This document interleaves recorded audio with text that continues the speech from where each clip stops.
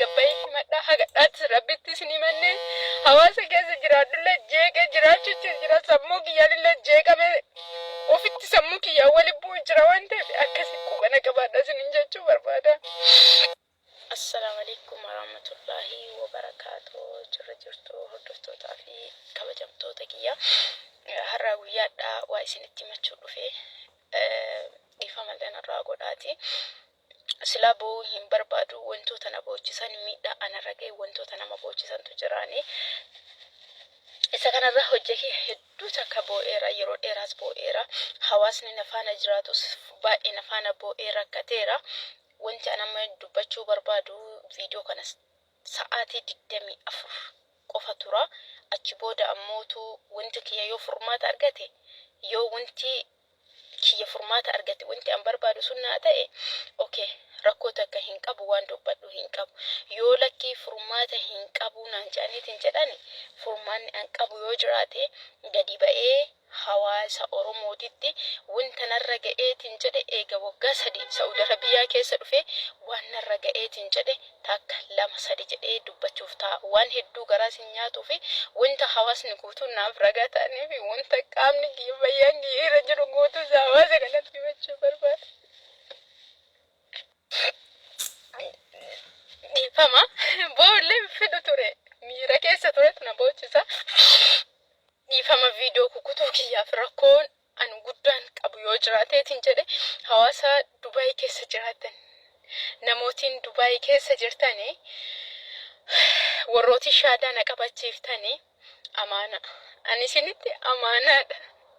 Haadha babbaan kiyyallee hawaasa musliimaati wanta fedhes yoo ta'e balleessee sirreessee waan fedhes yoo hojjedhe ani simmallee waan takka hin qabu rahimni kiyya guddaan anaaf isin warroota funyoo shaadaa walitti nu qabde qofaan jechuu barbaada. Viidiyoo kiyya tasgabbaa'ee miira kiyya hunda gad ukkaamsee awwaalee isin faana dubbachuutti jira. Kaleessa hawwi maa akkana goote mucattii maanuun hin gaanne naan hin jedhina arrammootu waan jiru guutu isin hin gaadhe deemaadha.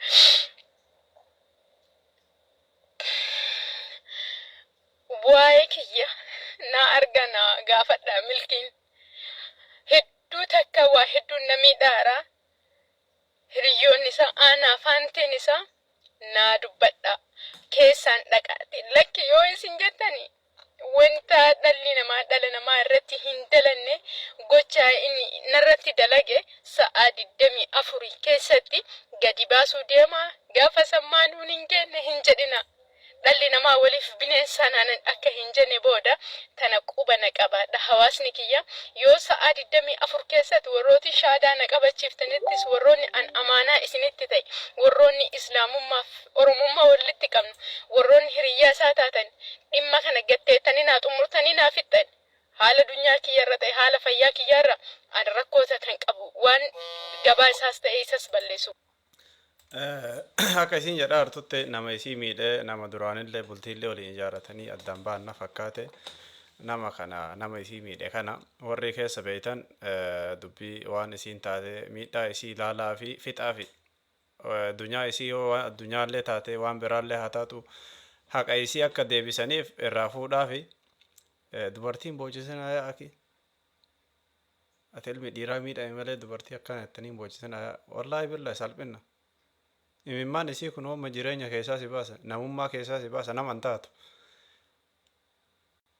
Goroddomaan keenya kun ammoo jazbaa akir mee wallaahi rabbi khayriyaa godhu maraafiyyuu akkanatti karaa walitti jabaatanii waan hin taane walirra dalaguun gaarii miti.